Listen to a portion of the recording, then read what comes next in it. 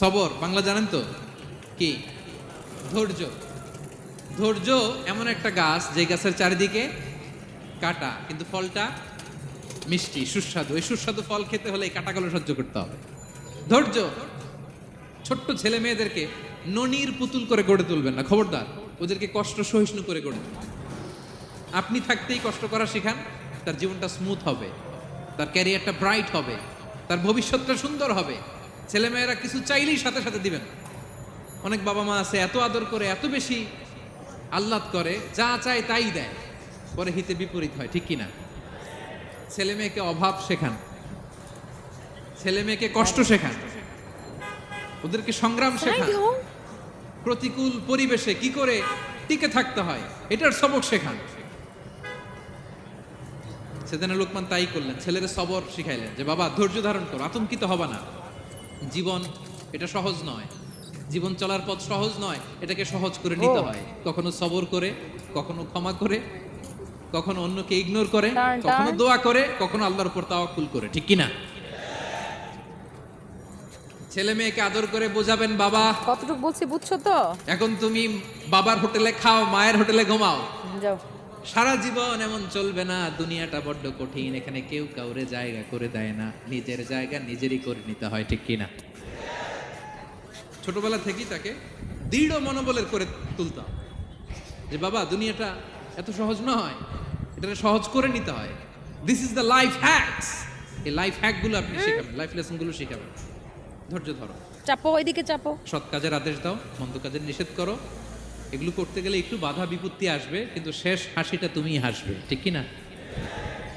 বিজয় তোমারই হবে। কি বলেন? সময়ই কথা বলে, সময়ই কথা বলে। বিপদে ধৈর্য সাইড ধরো। হয়ে যাও না, তুমি মাঝখান দিয়ে ছুটো। বিশ্বনবী কো আল্লাহ বললেন ওয়াসবির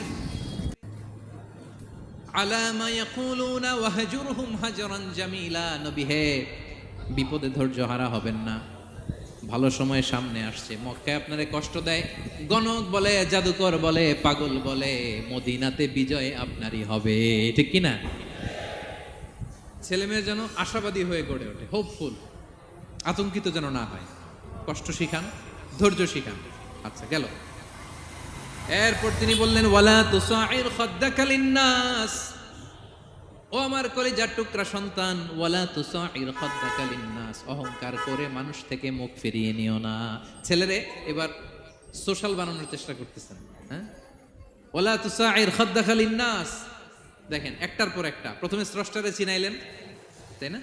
এরপরে স্রষ্টার ক্ষমতা সম্পর্কে শিখাইলেন, এরপরে আধ্যাত্মিকতা শিখাইলেন, এরপরে ইবাদত কি সেটা জানালেন, এরপরে তিনি সোশ্যাল এঙ্গেজমেন্ট কিভাবে করবেন, সোশ্যাল রিফর্ম কিভাবে করবেন শিখালেন।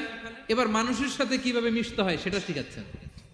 মানে পিপল ওরিয়েন্টেড হও। ওয়ালা তুসাইর খাদ্দাকা লিন্নাস, অহংকার করে মানুষের থেকে মুখ ফিরিয়ে নিও না, মুখ ছিটকাবে না। মানুষকে সম্মান করো, মানুষের সাথে মেশো, বি পিপল ওরিয়েন্টেড। আমাদের অনেক ছেলে মেয়েরা মানুষের সাথে মিশতে পারে না। দোষ কার? বাবা মায়ের। শেখায় না। একটা সময় আমাদের মনে আছে ছোটবেলায় মেহমান আসলে আমরা এত খুশি হইতাম। কি বলে? ওই যে গাড়ি আসতেছে, মেহমানের কাছে যাইতাম, সূরা শোনাইতাম, কবিতা শোনাতাম, এটা খেলতাম, ওটা করতাম, যাওয়ার সময় আমাদেরকে টাকা দিয়ে যেত, হায় রে খুশি। এখন দেখবেন টেনে হিসেবে মেহমান